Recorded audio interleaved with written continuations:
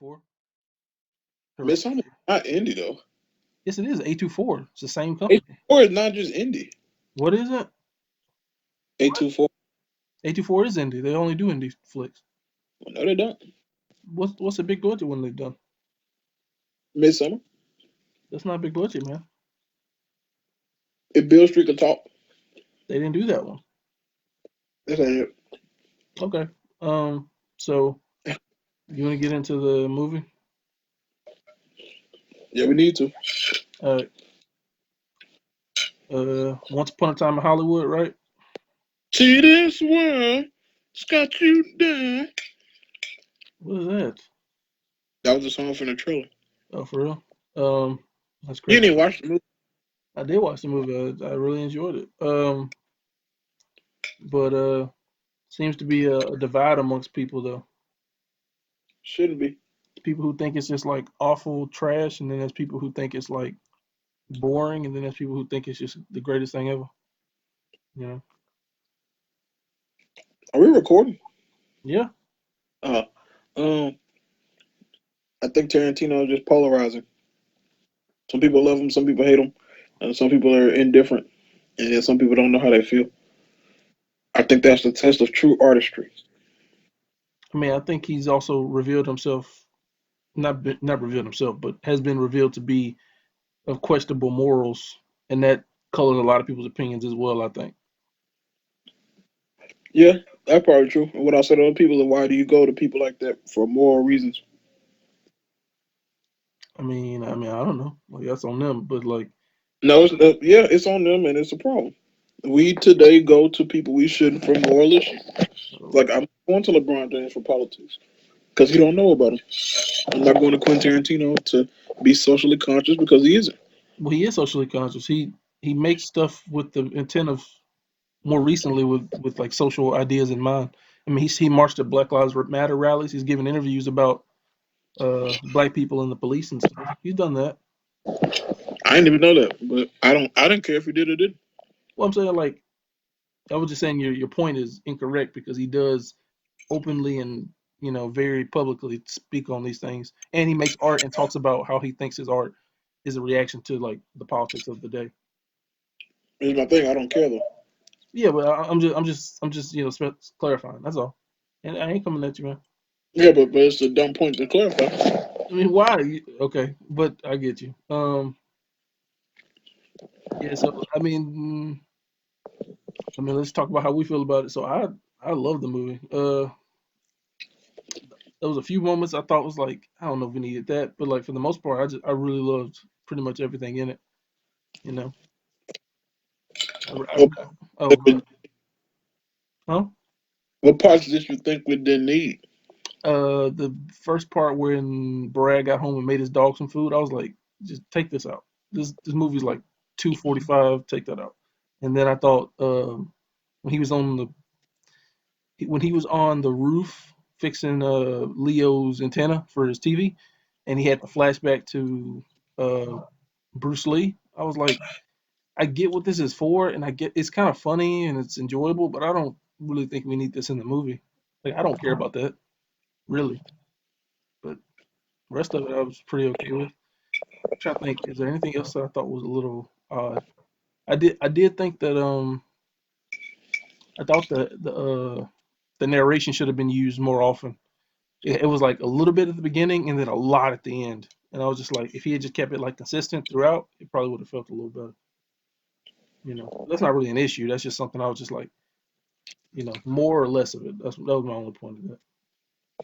Mhm. I think they needed the scene with the dog because it introduced you to the dog, who will become such a pivotal figure in the movie. But the dog is there the whole time. He's always there. No, he's not. I'm trying to think. Like that's not the only time we see the dog though. It's one of the few times, other than the very end.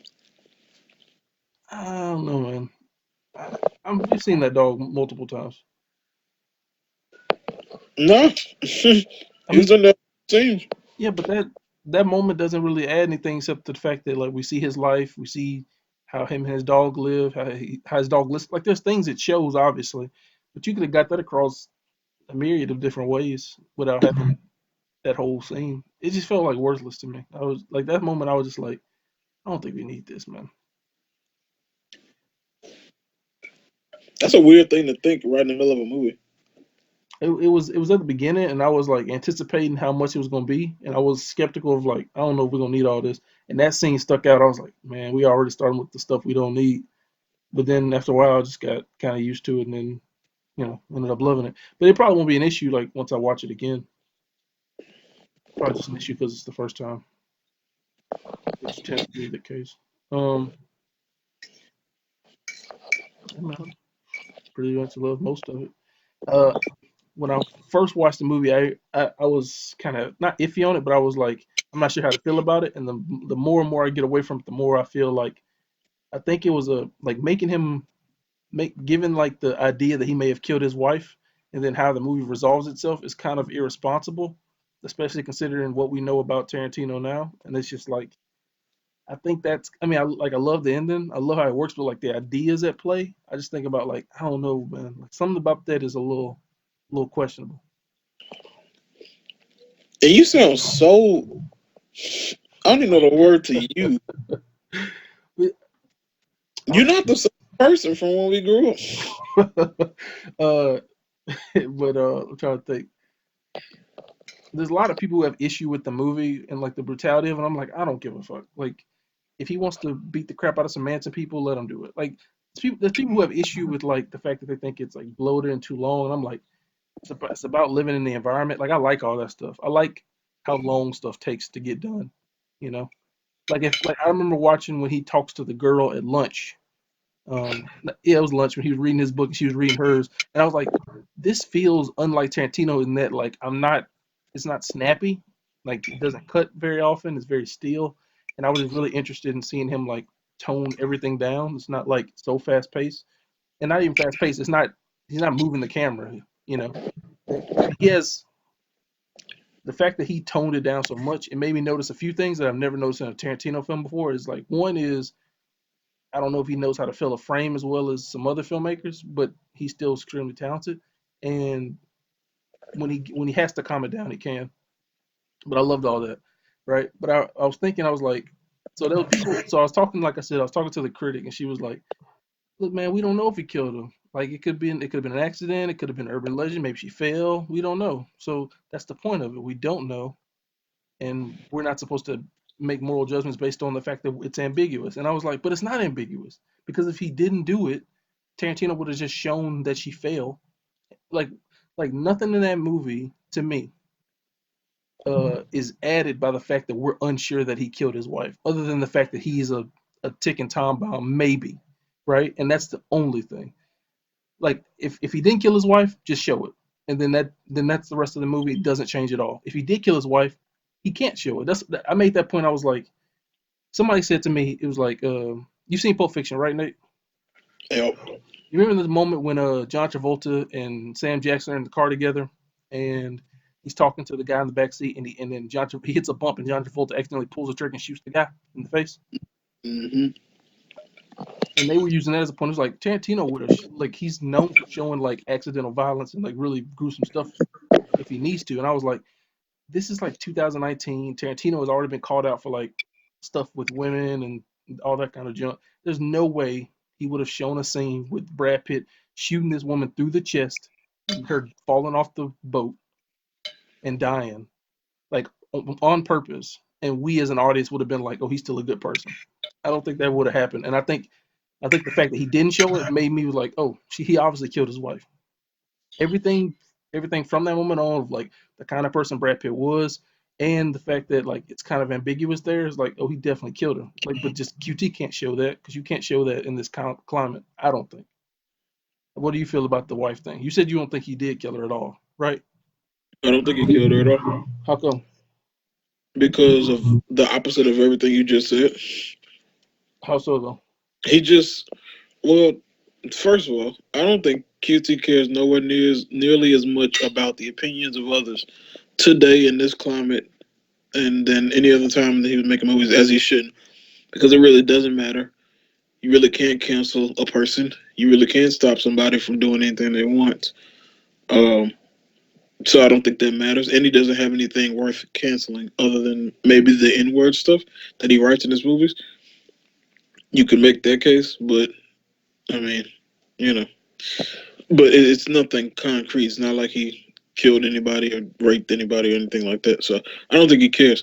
Um, and I also think I disagree with your point about him doing it, this movie being still and all that because of the time. I think it was still and all that because it was his most sentimental movie because it took him back to a place that he loved and he wanted to do it with care. I think he probably. I think if you asked him, he probably cared more about this movie than any other. I can make that. I really believe that in my heart of hearts. It was his most sentimental movie ever. That's why I was still a lot of the time, and it was just driving scenes, and it was just her watching a movie and all that kind of good stuff, and it was very calm and just quiet a lot of the time, because it's a place he loved, and it's a time he remembers so well and he adores. He wants to take care of it, and a lot of it is just driving around those 1969 streets and watching those films he grew up loving and all that kind of stuff. I think he cared for this film more than any other. Now to get to the in terms of your point about it being still and all that kind of stuff, and I don't care about filling the frame and all that bullshit. But and anyway, so and the point about Brad Pitt, I think he didn't show it because it didn't happen, and I think if it did happen, he would have showed it. Hence the ending. It happened. He showed all of that because it happened. I think if he killed her, they would have shown it right there, and that would have been it. I think because he didn't show it, yes, he wants you to kind of come to your own conclusion. But I don't think he would have left that out and not left out the scene when Brad Pitt is literally throwing a girl's head up against brick walls and tables and stuff. Like that couldn't have been worse than him just shooting a woman into the ocean. He literally stepped on a woman's neck and sicked the dog on her, and she was being like pulled around the room. But he's not going to show the wife being killed. I don't believe that for 1 second. I think he didn't show it because I think he had a moment where he was like, "Yeah, I'm gonna play with the audience. You'll come to that conclusion on your own." And and also don't think he did it because of who that character was. He had every opportunity. Well, not every, but he had an opportunity to sleep with that maybe underage girl, and he didn't. And this is 1969 now. It was much more lax on those things, and he probably could have got away with it much more than he would have been today. But he didn't do it. It speaks to the person he is.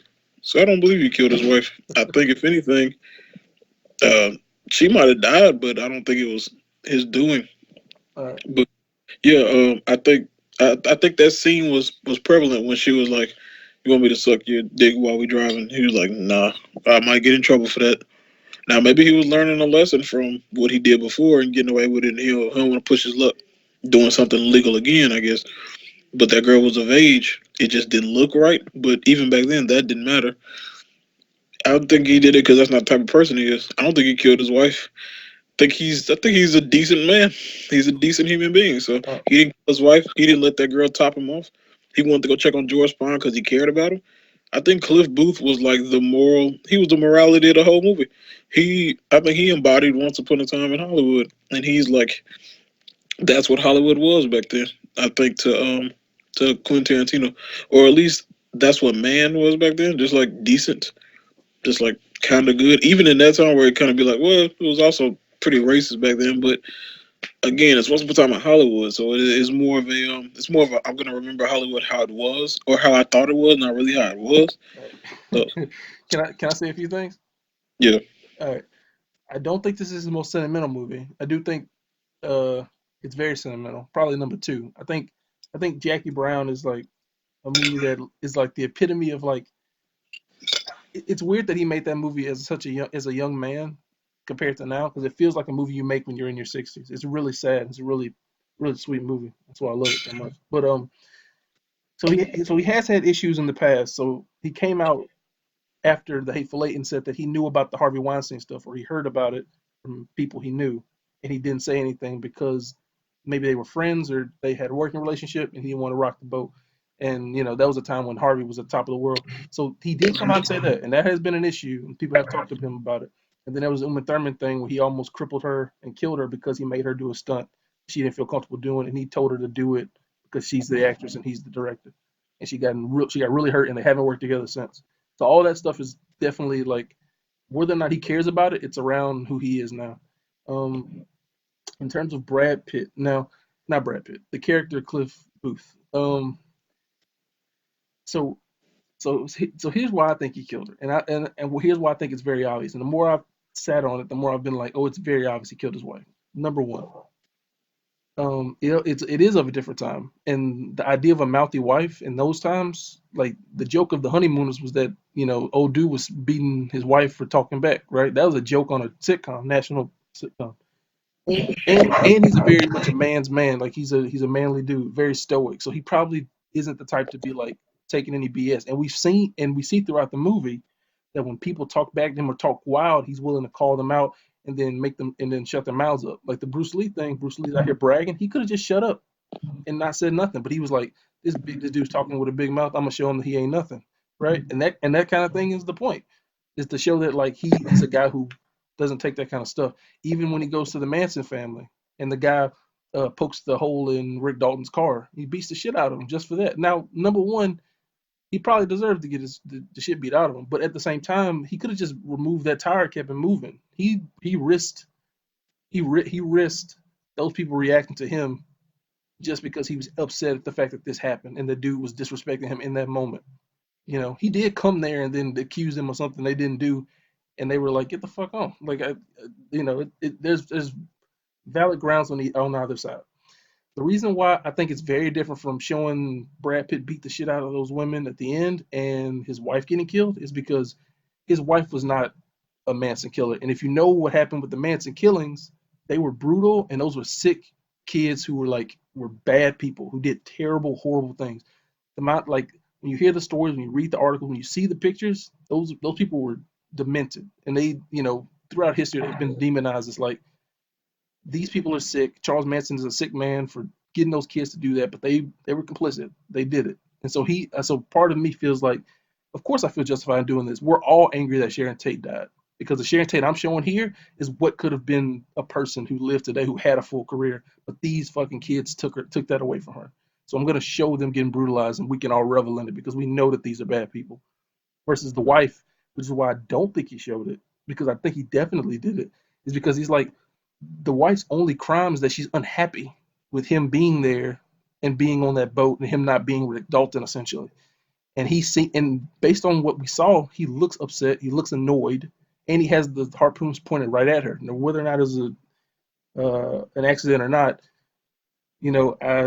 who's to say? But my point, the point I'm making is, on the whole, is based. If you look just at the Bruce Lee thing, for instance, he goes there. He needs the job. The dude is like, Kurt Russell is like, I don't want him here. He killed his wife. And then Rick Dalton's like, it's urban legend. We don't know that. Give him the job. So he has the job. Bruce Lee starts talking. They get into a fight. I don't Uh, think that really happened. what really happened? The Bruce Lee fight. I don't think. I think he daydreamed of that. I think that really happened. I think that's why he lost that work. So I think that's why because remember he said that when he dropped off Rick, he was like, "Can I stunt for you today?" And the dude was like, "The stunt coordinator is friends with Bruce Lee, or friends with whoever was on that Bruce Lee set. You can't come here." And then that's what made him trigger the memory why he thought about that. Um, Well, I'm glad they had a problem. I don't think that fight happened. I but think that's how he envisioned it. uh, To but I think that's how he wanted it to happen. I think it actually happened. But when he fought Bruce Lee, there's a moment, and it triggered for me when I thought about it. There's a moment when he throws Bruce Lee into the car, and the stunt coordinator's wife comes out and is like, "What the f?" And he just kind of laughs and plays it off. He's like, "Sorry, I've been in at your car." And then there's the moment when the dude stabs Rick Dalton's tire and he beats him up. Now, what like the reaction to that is like, Rick Dalton's my boss. I don't want to get it. I don't want to get in trouble. If you mess with his car, I could get in trouble. Versus Rick got me this job. I just dented the boss's car, essentially, the boss's wife's car, or the boss's car, and I'm reacting to it with like, I don't give a fuck. This is just like, I don't care about this job. I don't care about you. And there's definitely a paradigm between one. I guess he cares more about what Rick cares about than this woman, but also the fact that it is a woman than a man. And what really triggered it at the beginning was like at the very beginning. Rick comes out and he's crying, and Cliff Booth says, "Don't let the Mexicans see you cry." And I was like, of a different era. Like like it's a joke. Obviously, it's funny, right? Don't let the Mexicans see you cry. It's such a weird thing to say. But if we said heard someone now say that sincerely, we'd be like, what does that mean? What are you talking about? But that's the point. He's of a different era. And I think when you think about the people of that era, you think about kind of things that maybe he had to deal with wouldn't have been tolerated really, and especially a guy like him who's very manly, who's very like uh, outdoorsy and handsy. I think he definitely killed his wife, and I think the reason you don't show him killing his wife because you don't want to. Part of it is not being exploitative and showing off the fact that this woman has died, but also she didn't do anything wrong. History didn't remember her in this way. She's just a person who was unhappy in this situation. That doesn't mean she deserves to die, and I think that's why he didn't show it because he was like, the joke is maybe he did, but like when you think about what he's like, but I don't think QT is like we're not gonna show this woman get harpooned in the chest. She's not a Manson girl. She didn't kill nobody. Like I think those things definitely weigh on him. Like the outside stuff, the stuff permeating. Um, and you talked about like they showed it at the very end. There's a very specific reason why they showed it because we all know those are bad people and they deserve that, and we don't No, mind. we know. He knows that it's his. Well, first of all, We I know don't believe. those are bad people. We know those are bad people. Um, he knows, like I know, like I have read already, that there are people who was even uncomfortable with how they died. Those Manson people, even though they were there to kill people, they were uncomfortable with how brutal it was with a man doing it to a woman. I have read these comments, so I know that not everybody believes that these are bad people who that should be done to. They I'm still, talking about prior to the film coming out. He can't predict the future. but I'm getting. I'll let I'm you talk. saying the rationale I'll let you on his talk. take is I probably let they're Manson you talk. people. Who cares about It's watching my people turn. brutalized? My turn. Yeah, okay. I don't think he killed her because he's not that type of person. Why you And I say that? go back. Why? That man, you just don't want me to talk because I'm trying to tell you. I'm saying like, why does he? What makes him not that kind of He, person? he's not that type of person because I have nothing to believe that he's the type of person other than the ending. But he was doing that, He is very aggressive when disrespected. We've seen this. yeah, to bad people who do bad things. Not somebody who just screaming. And like I said, that whole thing with Bruce Lee, I don't think that happened. Or at least not that way. I think it I think definitely happened. Then what's the point of showing it then?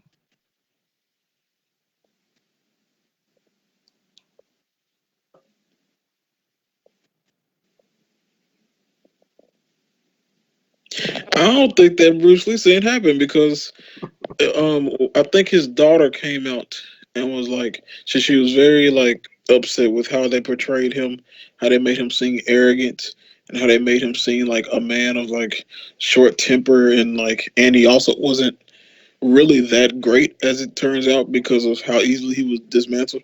And she was like, none of that was true. He was humble. He was not that way. And he didn't challenge people to fights just because they smart, just because they talked back.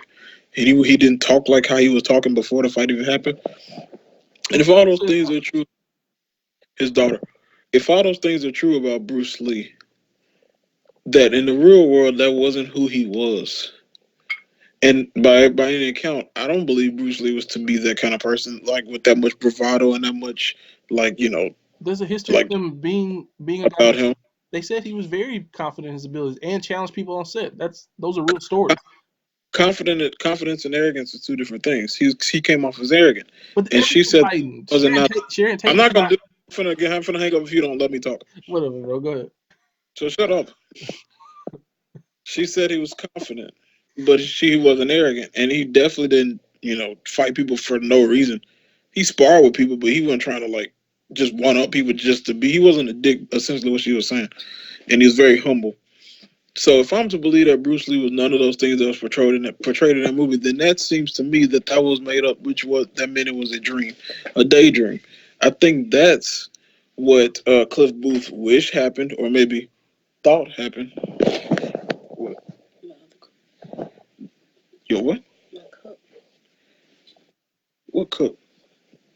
That's what Cliff Booth thought happened, or even wanted to happen, but it wasn't what actually happened. I think he daydreamed that because he was up there doing work, and he was just like, man. what if this happened? And I think it wasn't real. And I don't think he would even. He don't even seem like that kind of person to just do that kind of thing like that. He seems like he just wanted to work and go home and feed his dog. And when provoked, that he's gonna fight you, and he's not gonna be disrespected. But he don't seem to be the person to start stuff just because. He seems like a nice person. He picked up that girl. Maybe he had some ulterior motive. I thought at first maybe like, oh, he want to rap her, but then he didn't. I was like, oh, well, he I mean, turned it down. the intent was definitely to rap off top, and then he found out she was underage. Yeah, and if he was the type of person who would do a lot of the things you said, like kill his wife, I don't think that really would have mattered. But I, but I, I'm but still talking, but since it did matter, that I think that scene said a lot. That told me he didn't kill her when he was like, "Nah, you underage." He was like, "I could get in trouble." You could, and it wasn't even a guarantee that he would get in trouble, but he could, and he was like, "I'm not doing it." Like, and that's why I don't think he killed his wife because the same thing. Like, I could go to jail for murder, or I could go to jail for being a pervert with this little girl. Or, and like, I don't think he'd fight Bruce Lee just because the slam against the car. I think he was just like daydreaming, like, what if this happened? It's called Once Upon a Time in Hollywood. A lot of this is dreaming. Like the whole thing is a dream. It feels like a dream almost. Like a lot of it does feel like it would happen, but a lot of it feels like yeah, it's very dream statish. Like Once Upon a Time, like it almost feels like a fabled story. Like it didn't even happen, and a lot of it didn't happen. It's two made up people. And I know they're based off real people, but it's two made up people dropped dead into a story that actually did happen and changing it. So we have to believe that a lot of the things that happened probably didn't, because the story itself didn't. So now you have to consider everything. I don't think he killed his wife. I don't think he threw Bruce Lee into a car. I think a lot of it was fabricated, but it was for the story. Because it is Once Upon a Time in Hollywood, it means a lot of it is dream-like sequence. So it's like, yeah, he killed a man to people because they're bad people. But I don't think he beat up Bruce Lee. He didn't sleep with that underage girl. I don't think he killed his wife. And we have no way of knowing that. And you all don't know right, it because all you right, say you. all right. Let's back up for a second. I don't know what movie you watch it. Like, look, here off rip. This is my issue with your analysis. You saying that the movie is Once Upon a Time in Hollywood, so that the representations of the people are exaggerated or it isn't real. Fair. It's a movie. I understand. No, no, you're Shit. not even my point. That's not what I'm Okay, saying. but Sharon Tate isn't that person. All she does in that movie is laugh and dance and get pregnant. She don't really have much to do. She's way more than that on a day-to-day basis, but that's not what the movie presents. Because the movie is portraying her as like this puritanical ideal of what a movie star is and what they could represent in a perfect world, right? Same with Bruce Lee. He probably wasn't nearly as bad as they portray him in the movie. He was a heightened version of what history has said that he is, right? Obviously, what's weird about your analysis is you're saying that he probably daydreamed like the rest of the movie is a daydream. It's like what? I didn't say the rest of the movie. But So you're not no, listening. no, You just no, no. you're not I heard what you're saying. Fine, you fine. know you I got the didn't know point you though. didn't because I didn't say the rest of the movie was daydream. You're not even listening. You're just trying to respond. What You're I'm not listening to what no, I'm listen saying. to what I'm saying. No, I don't have to I'm anymore because saying is you're not listening. I'm You're saying not. is the construction of the movie in no way tells me that the Bruce Lee scene is a daydream. Everything about that, plus the context of Rick Dalton saying on the set of that movie, there was a guy who doesn't want you on the set of this movie, the show I'm doing now, because of something. And then he thinks about it later. Nothing about that says to me, oh, this is a fake memory. No. Why would that be a fake memory? What nothing alerts you to that. The whole construction of the movie is a fantasy. This is a part of the fantasy. This is within the logic and in the world of this universe. In the universe that QT created in For Once Upon a Time, Bruce Lee is this kind of person. Sharon Tate just dances and gets pregnant and doesn't die. Like that's the logic of the movie. So within the context of the movie, Brad Pitt did fight the guy, and he did call him out when he was talking crazy on set. I don't think so. And also, uh, the critic said this as well. She was like, "Well, he didn't have sex with that underage girl." I was like, "That's the bar for being a good person." There's plenty Back of then, people who yeah, don't smash children who also kill people. yeah, in 2019, not 1969. That is the Oh bar. my gosh! Look, in 1969, okay, all right. Let me ask you this: when he got his car slashed, was beating up that dude in any way justified? Yeah, to make him to fix the car. Yeah, it was not his car. So you're telling me that it was like I enjoyed that too. I think he should have did it. I was like, yeah, fuck that hippie. But at the same time, realistically, like a real person, I was like, that is not justified what he did to that car. He did come there, accuse them of taking advantage and possibly killing an old man, and then just thought he could just up and leave. Now, But off but they rip, did he was but they mad did take advantage disrespectful. of it, man.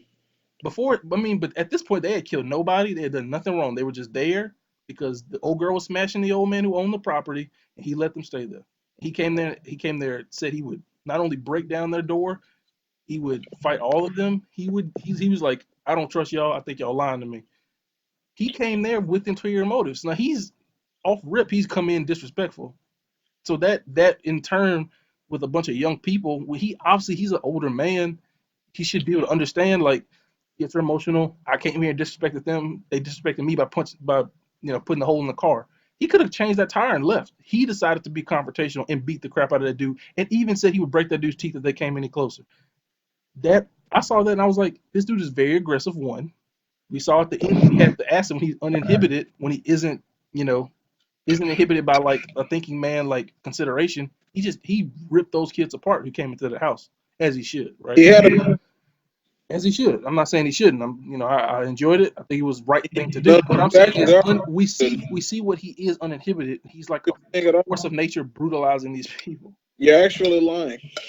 If you really understood, then you'd understand why it happened the way it did instead of saying like, "Oh, he's aggressive. He had a gun in his face, No, ready to kill I'm him." only saying that in the context of killing his wife. I'm saying like we have Which seen then, in the movie with the Bruce Lee thing, with the Manson murders at the Manson camp, and at the very end with them when he's uninhibited because he took the acid cigarette, is that like if unable like if felt disrespected or if like brought to a point where he feels like he has to retaliate, he will do so violently. So based on that and us not knowing for sure whether or not he killed his wife, I think he definitely killed his wife. She was disrespecting him. They were alone out there. He had a harpoon gun shot pointed at her chest, and I don't think they even had a body, so she was just missing. That dude, you telling me that dude didn't couldn't swim if she fell overboard? That's my point. You telling me that dude couldn't like what happened to her? She obviously didn't come back. So if she fell off, I'm sure he could swim and could have got her. If she got shot in the chest by the thing by accident, it's not like he admitted that, because it's there's still like a shadow of a doubt from people. Apparently, you know what I'm saying? So like my conclusion is like I don't see how he couldn't have killed his wife. Like, what's the other option? That she just accidentally fell, or that he accidentally shot her and then got off? He got off because there was no evidence. And I mean that's devoid. I think okay, so all that is not relative to my enjoyment of the film. I really don't care. I think my killing the wife thing is Rick Dalton also doesn't know whether he did it or not. In the ending of the film, okay, the basically the arc of the movie is Rick Dalton is being loyal to his friend. His friend can't get any work, but he can still employ him because he has money and he has a house that he's taken care of, and he wants to hang out with his friend, and he doesn't want to abandon him the way the rest of the industry has. And that's fair, right? That's pretty much that's kind of one of the central points of the movie is loyalty to the people who essentially take care of you on the way up. They have a symbiotic relationship, and they're great together. I love them in the movie. And then the very end, when the Manson people come, Brad Pitt basically saves his new wife and saves Rick Dalton.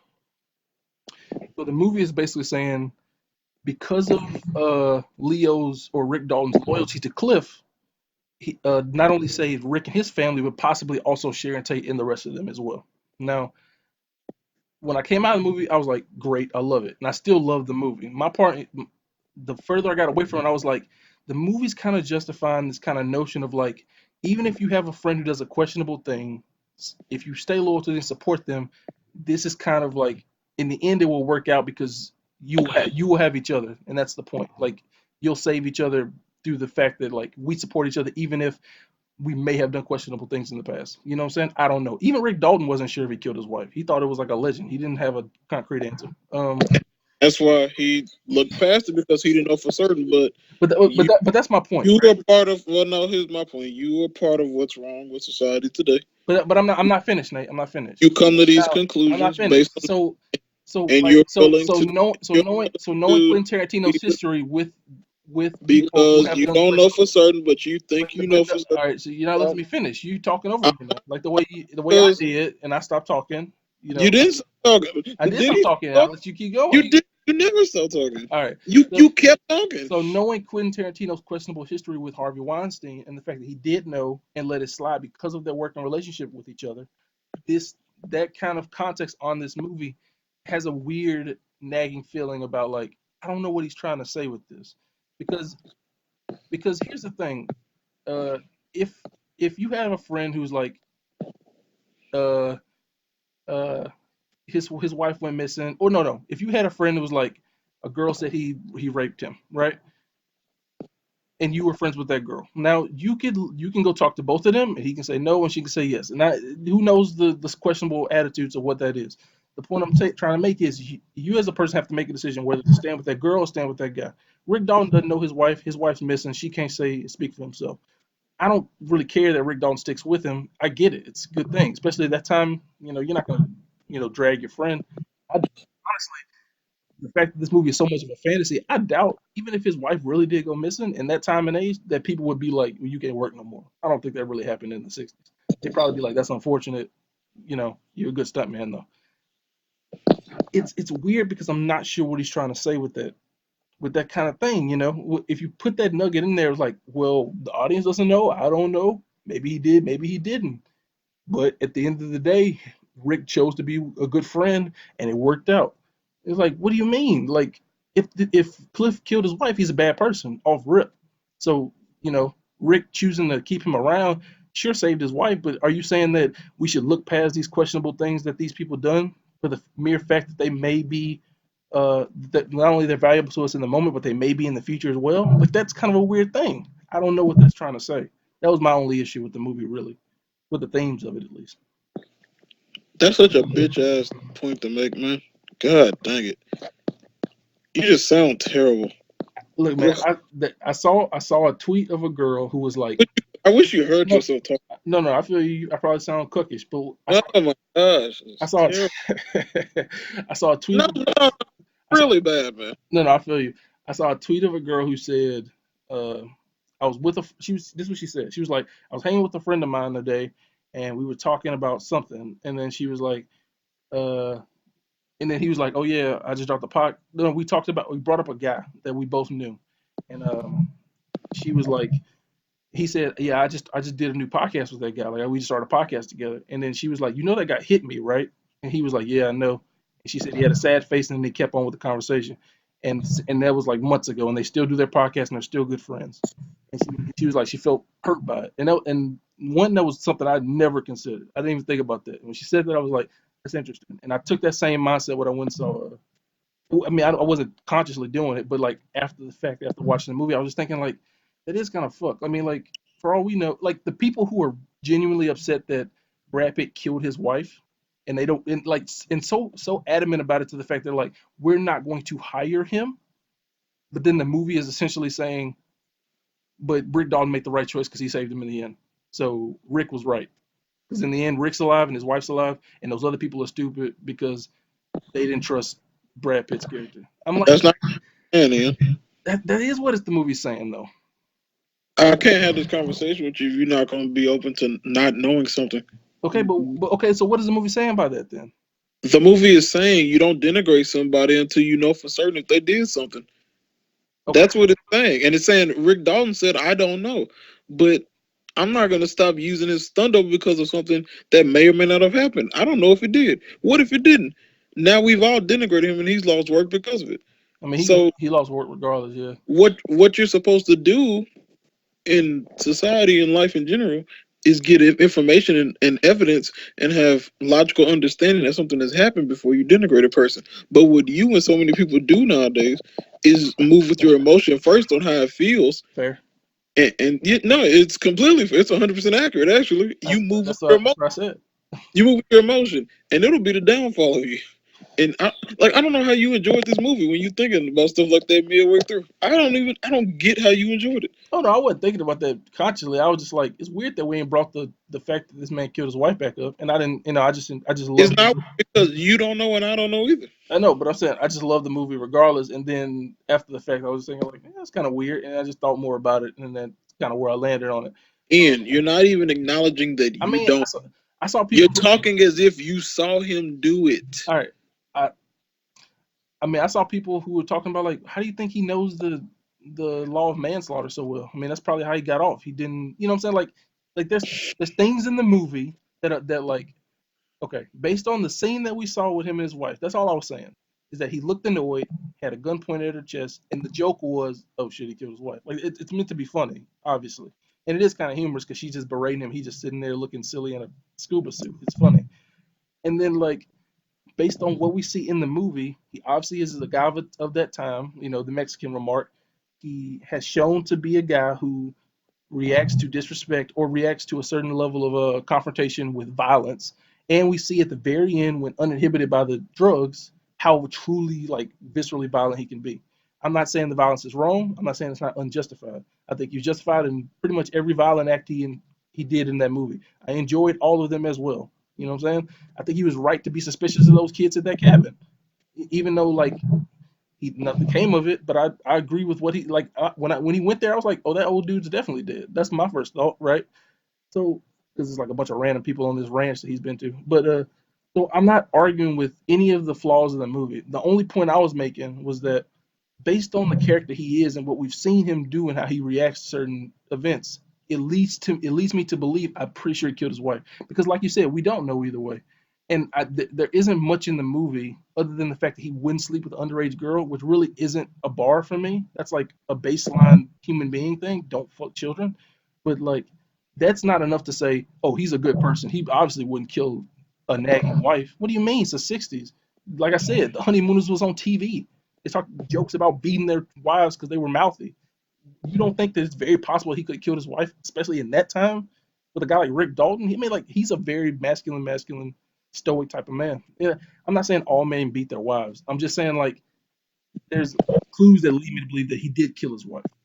Versus, I don't see as many saying that like, oh, he definitely did kill his wife. That's all I meant, and that was meant to comment on the fact of what is the movie trying to reinforce to the act of loyalty. But in the end, that's one theme of the movie. I mean, the other stuff in the movie, like the idea of the fantasy, like you said, or the notion of like the pure beauty and like enjoyment of what filmmaking is, and like the whole scene with Sharon Tate in the theater, I think it's beautiful and like wonderful, and it's like some of the best stuff Tarantino has ever done. Like I think there's so much to love in this movie, and that I really love. Like the conversation with that little girl. I think that little girl at that Western show that he did was just phenomenal. And I think that whole bit with like Leo trying to act and freaking out, all that stuff is just phenomenal. I just think all that is just so great. I was just like a little, it's like a little bit like that little thing of like, well, what is he saying about loyalty here?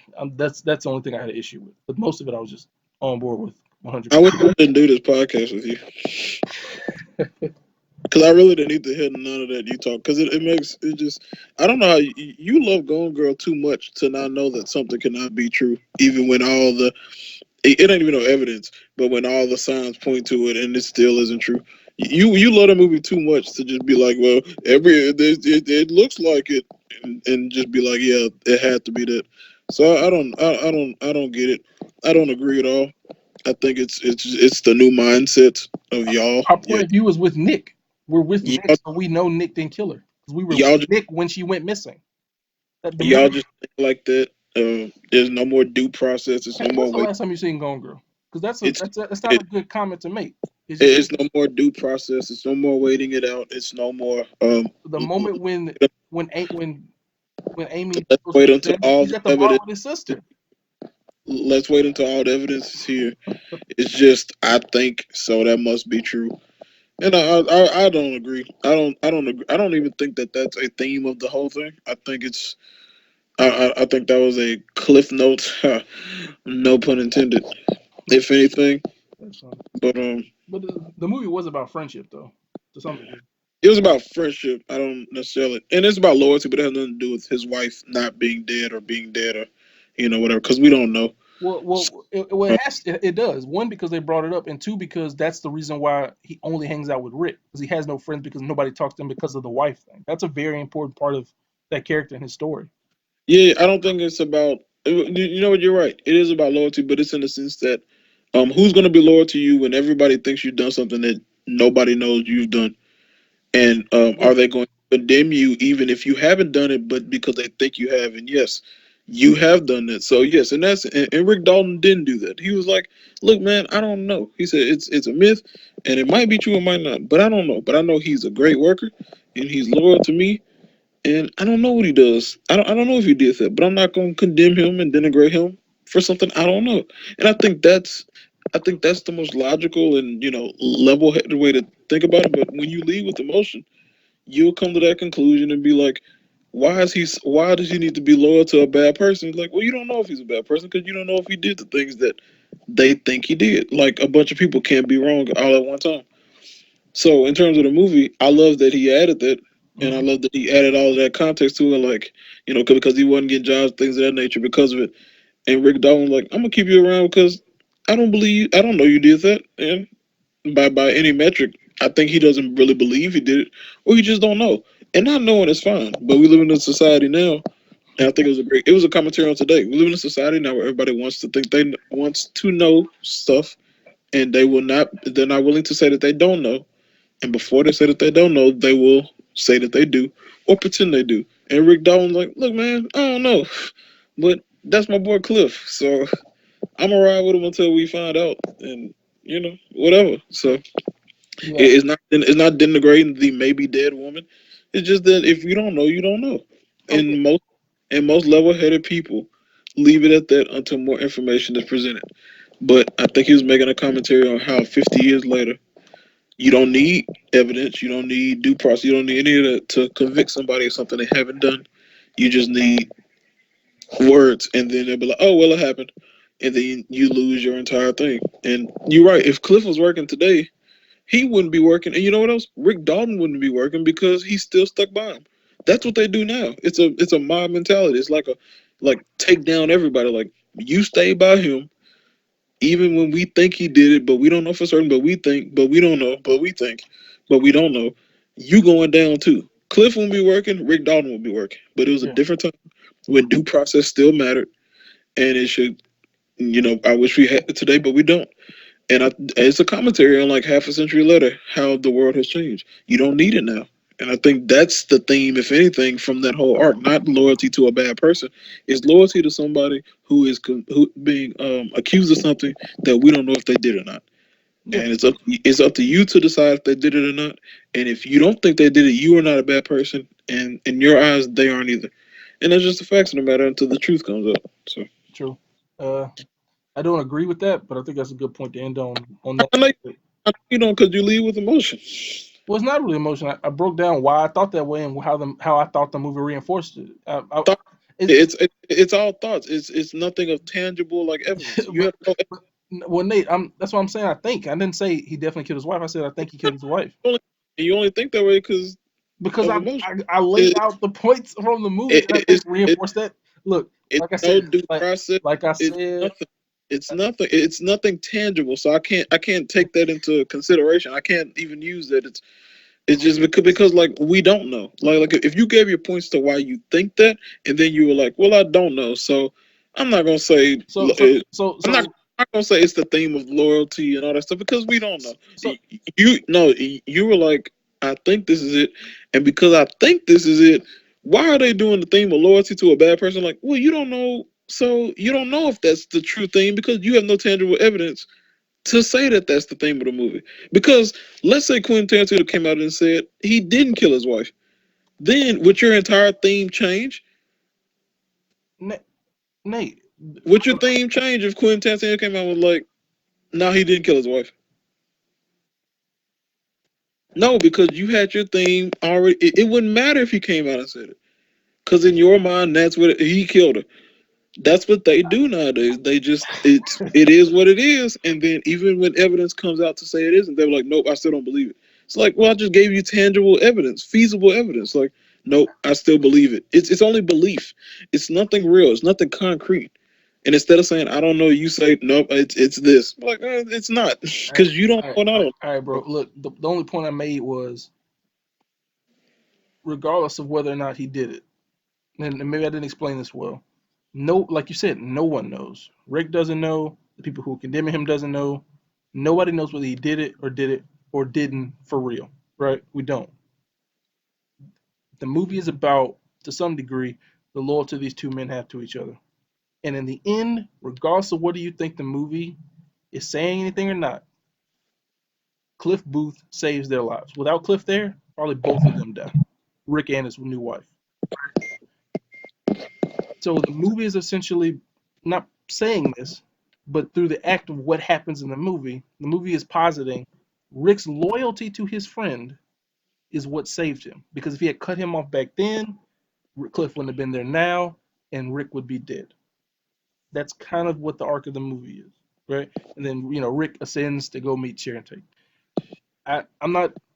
I think we're gonna argue in circles because we're not gonna come down on this. My only thing, and I don't want to put you in a corner on this. Harvey Weinstein denies everything that's been lobbied against him. Plenty of women have said he's done bad things. He says I didn't do it. Right? He's going to court. He said I didn't do what they say. We don't know. But at the end of the day, we also That's different. no, no, no, no, well, we don't know. And at the end of the day, That's different. If Harvey came to us That's and was like, "Will you to be a you. friend to me?" You have to make a choice That's in the that situation. Are you gonna you. go with a innocent till proven That's not guilty? You my example to boy, or are you gonna go with I example to don't know. use. There's a lot of women, and I believe these women. Now, Not I'm not. example to use. I'm not. Like I Then said, I'm not putting you in that corner. I'm just positing like no, that. no, That's a. no. You didn't put me in no corner because I. That's not a good example to use. But You I'm didn't saying do like it, that's a scenario that it's not completely applicable because but you didn't Cliff do didn't anything. kill That 20 women. statement. The or possibly kill 20 women. All I'm saying is, if that choice is handed to you, whether it be you or me, we have to make a choice to whether we say no due process. You innocent until proven guilty. Ain't nobody found you guilty in a court of law. I'm gonna rock with you right now. Or there's a lot of women with these testimonies. I'm gonna rock with these women because there's a lot of them, and they all seem to be saying similar things. Now, like that, like I said, that's not applicable because that's more of a reference with Weinstein than there is with Cliff. Anyway, let's get off this because this is not the only thing I love about No, this movie. no. I'm not gonna let you use that terrible example and then not let me get a chance to I'm talk about it. trying to 'Cause drop it completely. no, well, you should A have brought horrible that dumb example. example. No. I'm going to acknowledge that example that you used. That was a terrible example. Nobody knows, and nobody came out and said, "I saw Cliff Booth kill his wife." Nobody said that. Harvey Weinstein is up against a bunch of women that said he did such and such to me. So it's their word against his. So you actually have a like one side against the other. Nobody was there with Cliff. Nobody was there with his wife. So Which makes it even more in question. So when Cliff nobody says has I didn't any do it, you have nobody has any feasible argument against it or for because they were not there. Harvey Weinstein is against a bunch of women who said it happened. So and still and to your point, we don't know if it happened. They could be lying. It's just the truth of the matter. People lie all the time. I'm not counting it out. we're not You here to. still I didn't you want a concrete you answer to this still question. I was should just saying do you positive. still should do due process. That point is not gone. But when you have a bunch of women against a man, it's their word versus his. Nobody said that with Cliff. So it's different. That they're condemning him off of what they think happened. They're condemning him off of, well, she went missing and he's still alive. So it must, two and two together, it must be he killed her. Harvey Weinstein is against a bunch of women that said, no, he literally did this to me. That is two different cases, but due process should still happen for both of them. All That right, was a that was a terrible example you used, and I know fair, why you fair, did it, but you ain't put me in no corner. fair, You put fair, yourself in fair. no All right, corner. so what happened? So if in your mind, what happened to the wife? I don't know. I ain't think about it. So do you think she failed? Do you think he accidentally shot her? What happened? He might have accidentally shot her. She might have fell. I don't know. I didn't think about that. I didn't think about it that much. All right, that's fair, that's fair. I didn't Now, think he. I just don't think based on everything we saw in the movie, he killed her. now let's go into two scenarios of this, right? Let's say she falls. Realistically, I'd be like, so you didn't jump in and save her. That's my first thing. I was like, so there's nothing you could have done to save this woman from drowning. Wait, what body of water were they on? They were out in the ocean, I believe. Well, then he probably couldn't jump in because she was probably gone at that moment. The current isn't strong in the ocean. If you I'm fall not off the talking about. boat, Wait. So it's just currents in the ocean now? It ain't animals in the ocean. immediately sharks are swarming. What are you talking about? If she falls Nigga, it might off, have been a shark. Wait, first of all, I think I don't know where you get off where you thinking a shark can't get to her before he could.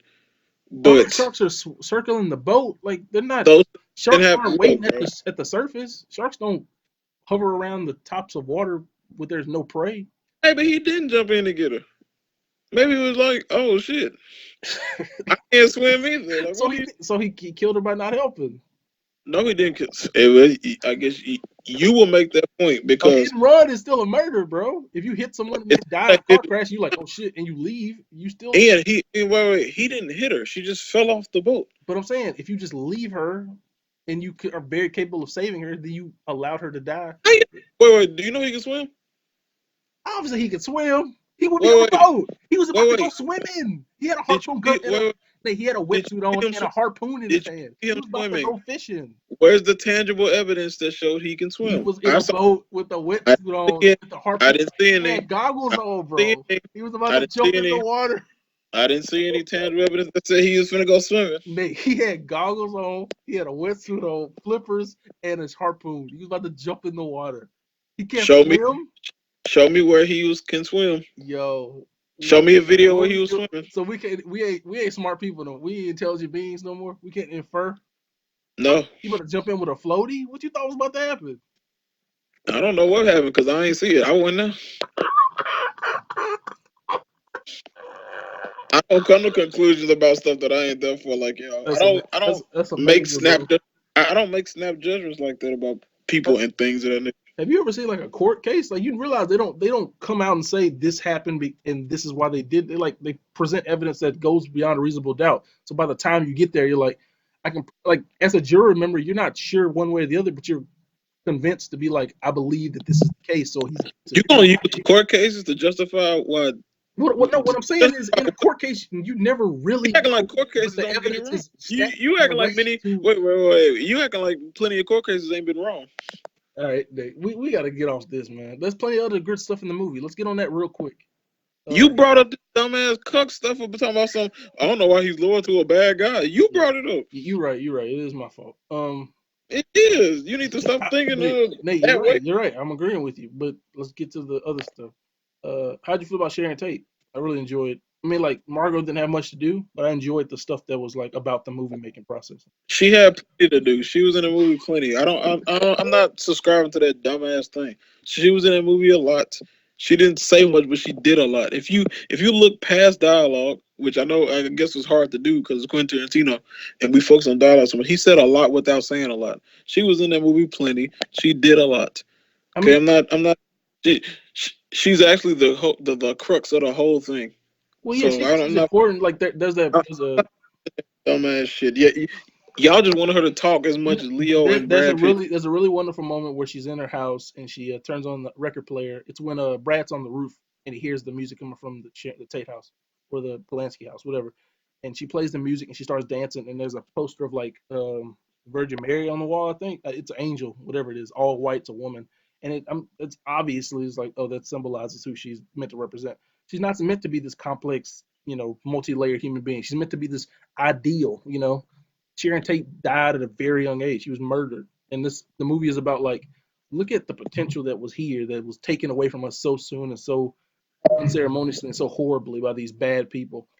And like I mean, the point of the movie was like, she's kind, she's beautiful, she's a great dancer, she's open to everything, she's not biased or racist, bad in any way. The point is to be like, Sharon Tate was like use Sharon Tate as like an icon of like, this is the potential of what we could have been, and it was destroyed in 1969 by these horrible people. But I'm gonna make a movie about the potential of what movie making can be.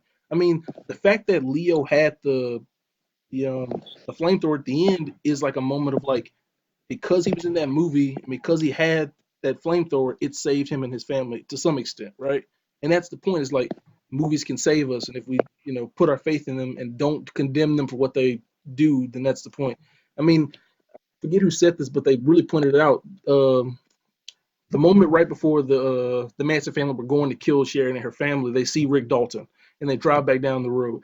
And one of the crazy girls, who was probably my favorite of the girls, who was like just fucking a lunatic, but she was like, we should no, instead we should kill Rick Dalton because they teach us how to kill on TV because of their violent stuff, and they need to be held responsible for that, and we're gonna kill him and his family because of it. And then someone was like, yeah, this is what people have been saying about Tarantino his entire career, that like his super violent movies cause violence in others, and that does he feel responsible for the violence that other people perpetrate because of the stuff he shows in his own films. And I think like they were saying, like he put this in the mouths of a crazy person who ended up getting killed. Like the movie was kind of saying like, this is a lunatic thought, and like, not that they should be eradicated, but just that like, only people who are crazy think like this, who think that movies and the violence in movies can, impact others. So all that to say is there's a lot of ideas in the movie, and I think the movie is about setups and payoffs, which is part of why I think you have to take the totality of what's happening into context. You can't just say, well, this is just a moment that happened and there's no impact on the rest of the story. Just because they don't speak on it doesn't mean it doesn't important. I mean, when they showed him in that World War II movie at the very beginning when he was blowing up Nazis and stuff, I was like, that's funny. And at the very end, it came back because that's what the movie is about. Anyway, you got any ideas about that and Sharon Tate and movies and yada yada? No, I think that she was. I think she was in it enough.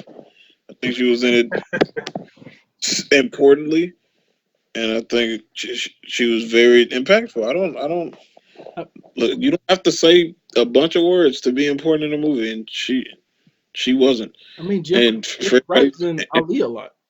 He doesn't have what Jeffrey Wright is in Ali in the whole movie. He doesn't have one line. He just holds a camera and films Will Smith and he's speaking.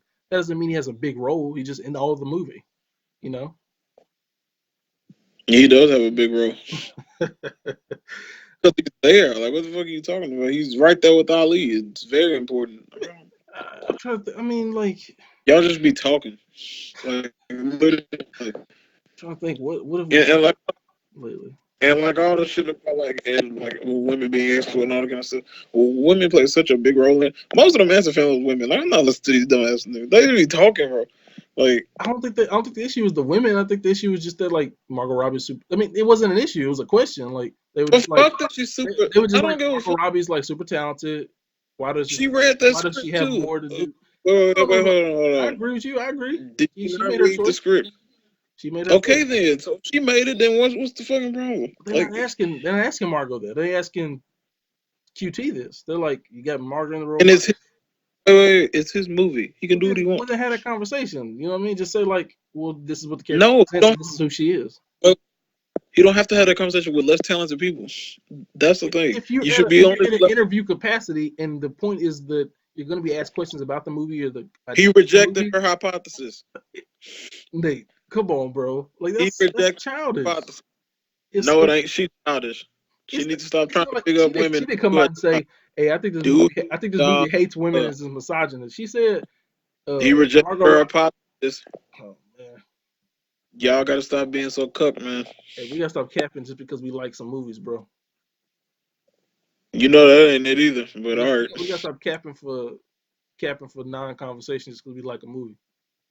No, he just like I just reject no because she was like, why do women not be more prevalent in movies? He like I reject your hypothesis. He literally made a whole two movies about about women fighters in a group, but his women ain't prevalent in his movies. He made another movie called Jackie Brown based on a woman, like or about a woman. Like That's he not just what like they I just reject. see. He was I like mean, see, I reject your hypothesis. I see, don't have to put now women in all you're using a straw man argument. I Nobody's have to put arguing the fact that this. he doesn't have strong women in his films. They were Yes, they asking do. about this Yes, specific moment, this case, and then this character. That's all. They didn't you say don't have to they have didn't her. say we believe this movie doesn't represent women well. They didn't say are you misogynist? They didn't even say this woman didn't even say I don't like the movie because of this. She was just like Margot's here. She's in the role. She's very talented. How come she don't got more lines? He could just said, well, the character doesn't have that many lines And he because the way said the character reject. He said what he said. What he said. All right, bro. We capping hard out here. I He see. said reject your hypothesis, and it was right. She needs to do her job and stop asking those kind of questions because she's not smart enough to comprehend Hey, what's you. happening. Hey. It's just the truth, man. I'm just not gonna let y'all do it no more. You one of them. I'm not gonna let y'all do it no more. Nick, I'm not even arguing with you. I agree. I understand what the role's for. I'm You not. don't. You gotta stop saying that. All I said was she didn't have much to do, but I understand the point of her role. That's all I She said. had wait. She had plenty to do. What did she do, Nate? What did she have plenty to do? She was the movie. She went to the movie. She picked up a She was book. the movie. She danced, and she hung out with some friends. She was Hollywood in Could 1969 to its core. That's what Sharon Tate was. She was that's Hollywood. that's what she represented. I'm saying, what did she do? Exactly, and that's a lot of weight. She represented the entire film. I mean, the dog represented man's best friend, but that don't mean the dog is like a major leading character of the movie. Right, right. because that's the same thing. But anyway, she It's represented not the the same thing. I'm It, using a it's comparison. yeah, it was a bad one. It's her. It's like Sharon Tate, 1969.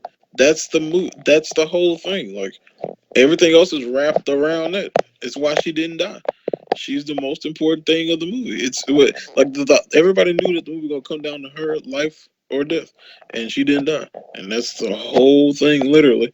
She has the That's most the movie impactful. doing that, not the character Margot or Margot. She she has the most impactful role in the whole movie. But that's not her doing that. That's QT doing that. That's the Yes, it movie. is.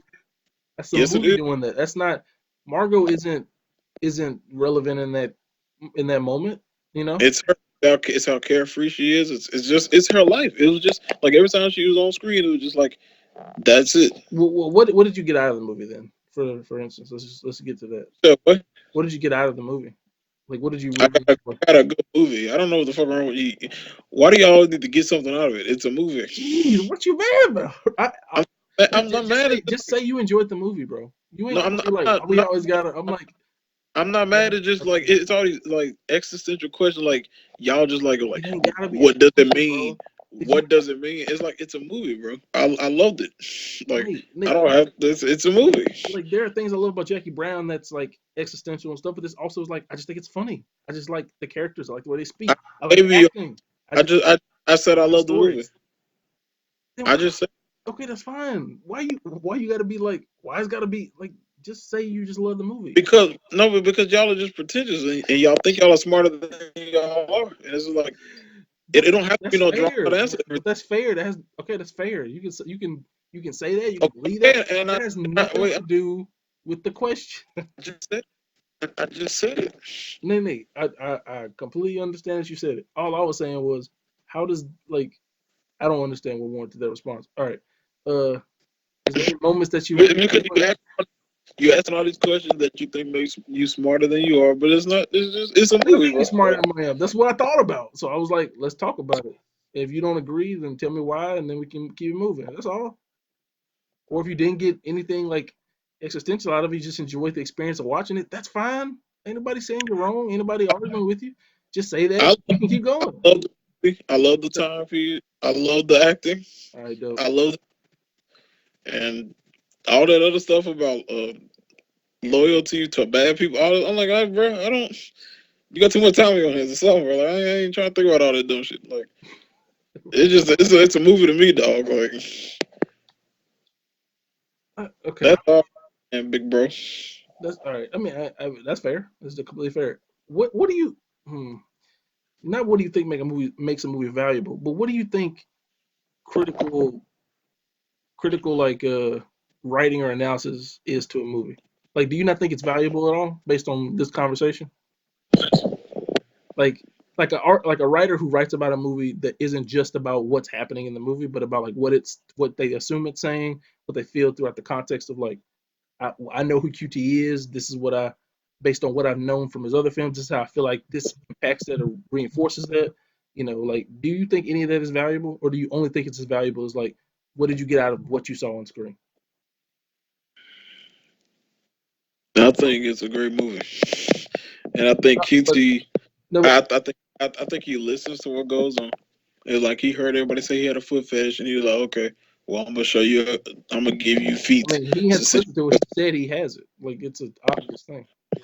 Well, he didn't say he had it. Everybody I'm thinks pretty he sure he does, said he had it. but no, he didn't. But he was like, "I'm just gonna give you feet." Then I think he listens very well. I think he knows the pulse of the world, I guess, in the world of movies. And I think he would, and I think ultimately he likes to make stuff he likes. Hmm. He makes movies he likes, and he likes to, and I do think he like to sit around and have those conversations about like Madonna song back on Reservoir Dogs on the opening scene, and like I think he sit around and thought about tipping and all that kind of stuff, and like how important is it, and then he just puts it in his movies. I think it's a reflection of his life, and he probably thinks a lot and way more than he should about things, and he just puts it into his movies. And he loved 1969 Hollywood and the movies in that, and the actors and the time period and spaghetti westerns. And so I want to make a movie about it. And I think he sat around and was like, I think I would like, what if Hitler was killed, like in a blaze of glory, or like my Once Upon a Time in Nazi infiltrated Germany or whatever. I think that was the running title before he changed it for that movie. So I think he dreams a lot because it's always once upon a time. It's always fables. I just think he likes to imagine like things that haven't happened and how they could have happened, or like what would have happened if this happened. And then I think he just likes a certain type of movie and a certain type of director and actor and style, and so he does that. And he likes blood. And he like cussing. I think that's it. I think his movies are important because they have a pulse and they are different, and that's what you can say about it. It might be more technical, better directors. It might be more stylized cinematographers. Like, and I know he don't do the cinematography, but it might be better editors and all that kind of stuff. But what you can say about Quinn that you can't say a lot about a lot of other people is that their movies, his movies feel like his own. That they feel authentic and they feel new and they feel like his and they feel original. And a lot of people regurgitate the same kind of stuff. And QT makes stuff that he likes. Like, a lot of people make stuff that I don't even know if they like. Like QT makes stuff that he likes, and if don't nobody else like it, he like it, which is ultimately what you should be making it for. So if somebody allows you to, I guess in a studio reference, I should say. So I think that's a lovely thing to say. I wasn't done, but go ahead. I thought you weren't done. It don't. It didn't matter apparently. I was just saying that's a lovely thing to say. That's about it. Just that um uh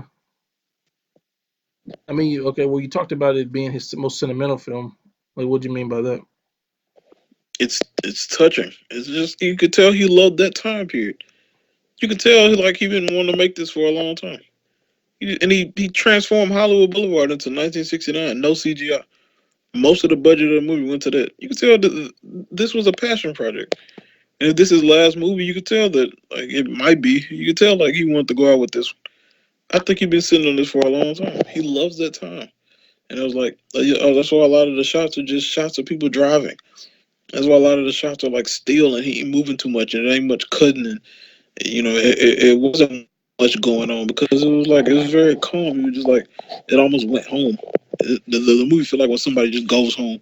It's like it's very familiar to you. He just felt like that's what he loves, and it felt like his most intimate. Like I don't think anything he made was as personal as that one.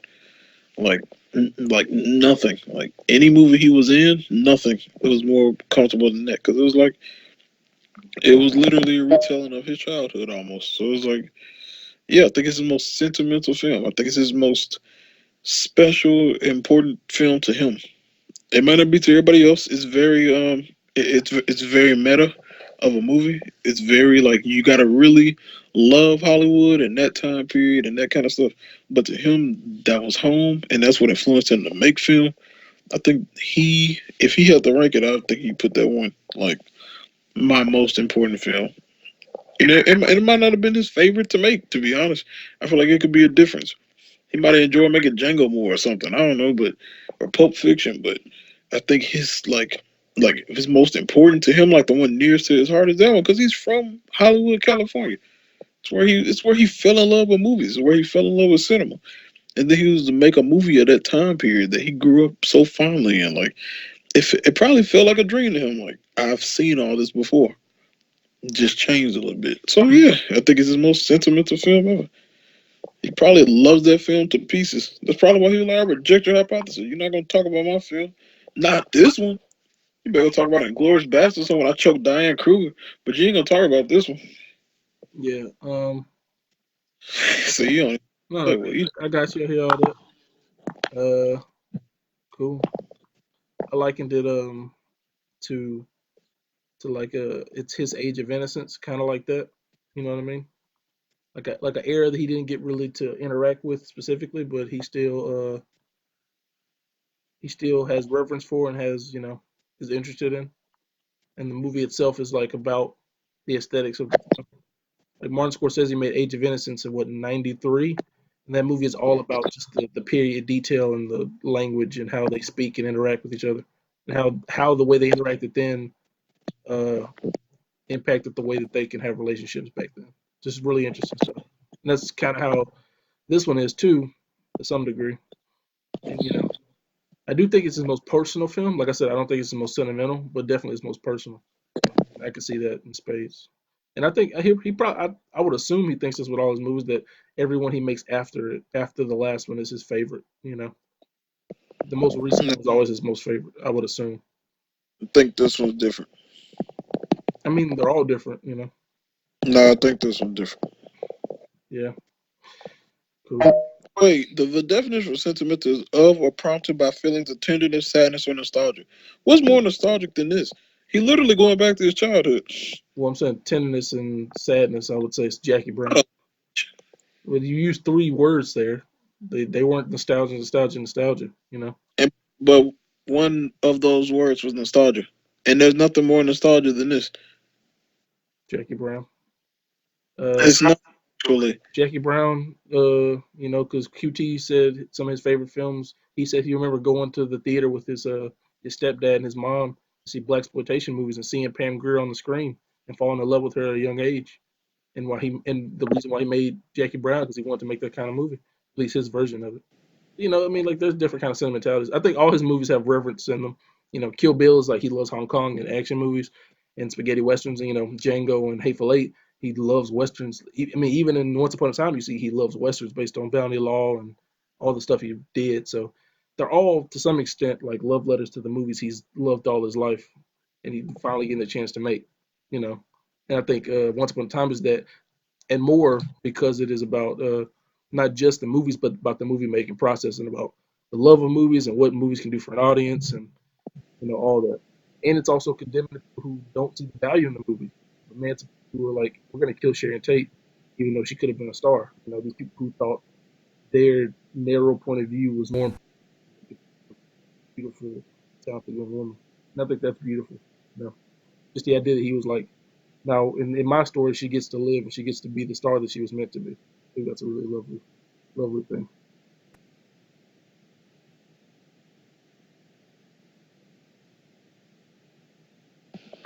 Right. Huh? I said it right. Oh, okay.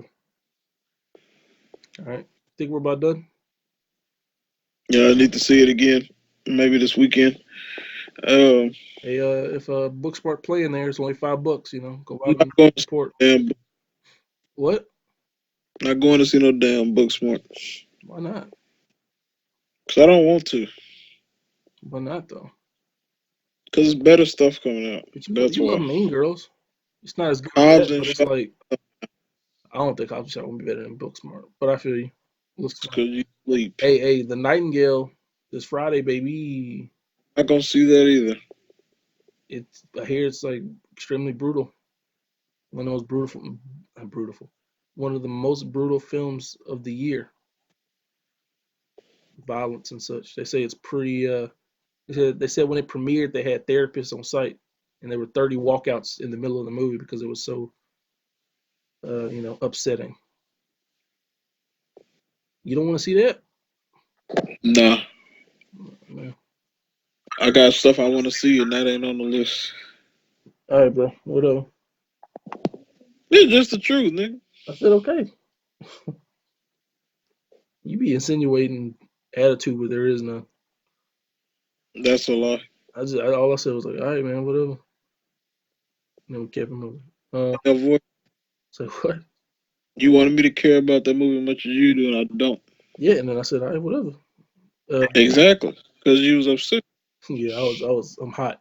Um, all right, bro. I think we're good here. You want to stop recording, or you got anything else you want to say about the flick? Um, it's. I gotta watch it again before I make a statement. But yeah, I'll watch it again before I say what I was about to say. All right, cool. All right, I'm finna stop recording in three, two, one.